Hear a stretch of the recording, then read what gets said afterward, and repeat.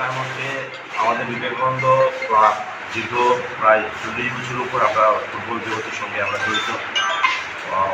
এবারের সিটি বিশ্বর লিগে আমাদেরকে লংতরাই মুসলার পক্ষ থেকে আমাদেরকে জার্সি এবং ফ্যান আমাদেরকে স্পন্সর করেছে।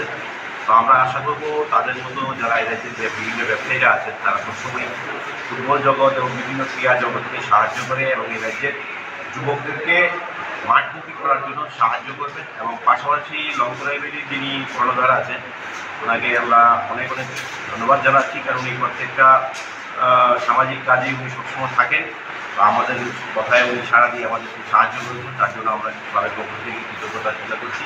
এবং পাশাপাশি রাজ্যের সমস্ত অঞ্চলের মানুষকে বলবো আগামী দিনে ফুটবল মাঠে গিয়ে ফুটবলের খেলোয়াড়রা এবং আমরা যারা ফুটবল উদ্যোক্তারা আছি আমাদের বিভিন্ন ক্লাবের মাধ্যমে আমরা খেলায় খেলাটাকে বাঁচিয়ে রাখতে চেষ্টা করছি। তাদেরকে সহযোগিতা করবেন, মাঠে যাবেন, ফুটবল দেখবেন এবং ফুটবলকে রাজ্যে জনপ্রিয় খেলা হিসেবে আবার করে তুলবেন।